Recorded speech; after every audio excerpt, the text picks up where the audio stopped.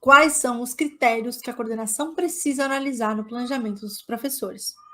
Esses 4 critérios que eu vou falar, eles são fundamentais para que a coordenação analise de forma segura e de forma eficaz e saiba, de fato, o que está sendo passado dentro de sala de aula. São 4 critérios que eu quero que vocês se apeguem neles e eu vou falar eles especificamente o que você vai olhar, tudo direitinho para que vocês consigam absorver, tá bom? Então, o primeiro critério é a metodologia e a didática. Qual que é a metodologia que a sua escola faz? Método Waldorf? Método fônico? Construtivista? Qual é a ideia? Qual é o sistema de ensino? Qual é a metodologia envolvida nisso? Qual é a didática, a missão e os valores que a escola apresenta? Isso tem que ficar muito claro para a coordenação e para os professores. Porque enquanto coordenadora, você tem que olhar essa metodologia que a escola é falada, né, que ela está lá no PPP, vai estar dentro de sala de aula. Que a didática é aquilo faz. Então, por exemplo, eu trabalhei numa escola em que a gente tinha a metodologia do método fônico. E uma das formas didáticas da gente trabalhar dentro da escola era a disciplina positiva. Então, enquanto coordenadora e psicóloga da escola, eu ia observar, o que eu fazia? Eu olhava se tinha as ideias e a visão do método fônico naquelas aulas e se tinha trabalho, disciplina positiva, socioemocional, visão acolhedora do aluno. Qual é dentro da sua escola? Isso é um critério que tem que ficar claríssimo quando você está olhando um planejamento. Se eu estou falando de um sistema de ensino para vestibular, então dentro da minha metodologia, quando eu estou passando as aulas, eu estou analisando o meu planejamento, tem que ter, por exemplo, vamos falar de um ensino médio, tem que ter questão de vestibular, correto? Nas minhas, pelo menos em alguma certa medida, você tem que abordar esse assunto. Não é devagar sobre o mundo, é a metodologia utilizada. Nós utilizamos a metodologia de buscar questões do vestibular. Eu estudei numa escola em que a escola que fazia a própria apostila. E meus professores eles formavam as questões e buscavam questões. Era uma forma metodológica que a gente tinha dentro da escola que eu estudei. Então, se um coordenador da minha escola fosse olhar, ele tinha que olhar, tá contemplando o que vai cair no vestibular, por exemplo? Então, eu preciso saber a metodologia. Eu tenho que estar na ponta da língua. Você, enquanto coordenador, precisa saber qual é a metodologia utilizada, quais são as bases, se é método fônico, se é método construtivista, qualquer que seja, qual é a metodologia que o seu sistema de ensino usa. Qual é a missão, os valores da escola? É acolhimento? Respeito? O que é? Precisa estar pontinha da língua. Precisa. Esse critério ele tem que ficar claríssimo na cabeça de você. E você tem que bater o olho no planejamento do seu professor e ver que isso está lá. Se fugir da reta, essa não é a metodologia que a gente utiliza. Tem que ficar claro isso para o professor, tá? Qual é o segundo critério que a coordenação precisa analisar no planejamento dos professores? É as necessidades da turma. Muitas das vezes, a gente acaba, enquanto coordenação, se apegando à metodologia. Tem que fazer isso, tem que fazer. Mas, às vezes, a turma daquele professor precisa de uma adaptação. Vamos pegar um exemplo, pandemia. Adiantava você passar coisas de primeiro ano para um aluno, às vezes? Um de ensino fundamental 1? Não, porque ele estava lá no Jardim 1. Então, varia. Você precisa analisar e o professor precisa ter esse olhar de adaptar a realidade da turma. Voltar quando tem que voltar. Andar para frente. Propor estratégias melhores, de acordo com a necessidade da turma. Eu tinha uma professora, por exemplo, que ela era de primeiro ano de ensino fundamental. E eu nunca esqueço disso, porque foi uma coisa que era uma pessoa que você sabia que ela tinha um olhar da necessidade da turma. O que ela fazia no planejamento dela? Enquanto professora, ela percebia que cada um estava num nível no primeiro ano, uns vinham de escola pública, a gente trabalhava numa rede particular, uns vinham de escola pública, outros vinham de escola particular, outros nem tinham ido para a escola ainda.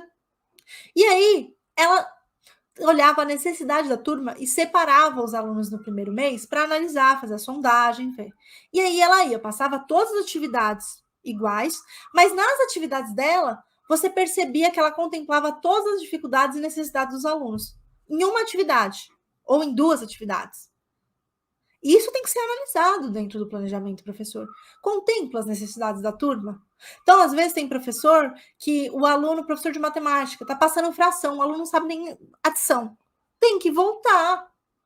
Como é que nós estamos aqui no seu planejamento se eles não estão sabendo nem fazer conta de adição? Ah, mas está no livro. Mas tem que adaptar. Isso é um cuidado que a coordenação, esse olhar. Se o professor não tem, a coordenação precisa ativar no professor. Uma outra coisa que a coordenação precisa analisar no planejamento é alunos com necessidades educativas especiais e dificuldades de aprendizagem. Então, quando você olhar o planejamento e for analisar, é de extrema e fundamental importância que você olhe se todos os alunos estão sendo contemplados naquela atividade. Naquela aula, naquele planejamento, contempla todos. E eu gosto muito de dar um exemplo que vocês podem utilizar com os professores para falar isso com os professores de vocês. Que é o seguinte: numa aula, a gente tem que trabalhar no sistema de rampa. Qual que é o sistema de rampa, gente? Vou dar um exemplo real. Se eu tenho uma escada e uma rampa, tem uma escada e tem uma rampa. A escada, nem todos vão conseguir passar. Pessoas com baixa mobilidade não vão conseguir passar. Mas a rampa, as pessoas com baixa mobilidade, as pessoas que têm mobilidade, vão conseguir passar. Então, dentro da análise que eu vou fazer do planejamento do meu professor, aquela estrutura de aula, ela precisa ser uma rampa. Precisa ser só naquela aula? Só naquela aula? Não, às vezes vai ser pelo módulo. Porque às vezes é uma aula que de fato é mais teórica, tá tudo bem, desde que a estrutura geral seja de rampa. Não é verdade? Às vezes o professor não vai conseguir adaptar tudo, toda a aula perfeitamente, mas desde que na próxima aula ele retome e pegue o caminho da rampa. Mas esses critérios que eu estou falando, esses alunos com necessidades educativas e dificuldades, eles precisam ser contemplados. Eles precisam ser contemplados. Se você tem uma adaptação curricular, tem que estar dentro do plano de aula. O professor não pode e não deve fazer aquele planejamento só para os alunos ditos normais, típicos, né? Os alunos que são deles. Que o professor adora falar que, mas é que é o aluno da TO, da AT, da psicóloga. Não, ele é seu aluno e ele tem que ser contemplado na dificuldade e na necessidade dele. Então, quando você for olhar, isso é um critério que vale ouro de você olhar. Um último critério que você tem que analisar quando você estiver falando e analisando o planejamento dos professores é o tempo das atividades. Já aconteceu com vocês de você analisar um planejamento e verificar que a atividade ela é boa, mas ela vai durar 20 minutos, a aula tem 50. O que será vai ser feito naqueles outros 30 minutos de aula? Ou então, a aula é muito comprida. Já aconteceu comigo, por exemplo, de uma professora, ela me mandar um planejamento e falar, olha, tá um pouco comprido. Você não acha que 6 páginas é muita coisa para dar? Não, Carol, eles conseguem. Eu falei, vamos diminuir então para 3? Ai, Carol, dá para passar rapidinho, vamos na 4. Eu falei, eu vou deixar 4, e aí você vai me contar depois o que aconteceu. Dito e feito, ela não conseguiu passar da 3ª página, porque era muita teoria e os alunos tinham que absorver. Então, você precisa verificar esse tempo das atividades. E aí, é muito importante, eu esqueci de falar isso na questão das necessidades educativas especiais, mas que também você analise se está contemplando os 3 estilos de aprendizagem. Então, os estilos de aprendizagem são visual, auditivo e sinestésico. Precisa ser em todas as aulas? Às vezes não vai dar, não vai rolar. Explicação teórica, uma questão prática, um apoio visual. Não vai rolar às vezes. Mas dentro do módulo, lembra? O geral.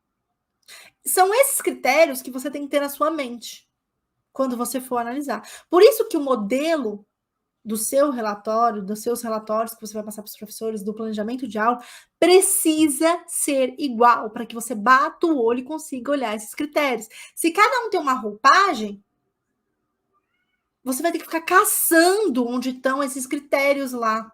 Então, esse professor colocou aqui em cima, esse professor já coloca de outra maneira. Claro que nenhum professor, eles não são robôs, não é para ser. Mas tem que ter uma estrutura que você bata o olho e consiga analisar onde que está cada critério, para que você consiga fazer apontamentos melhores para os seus professores.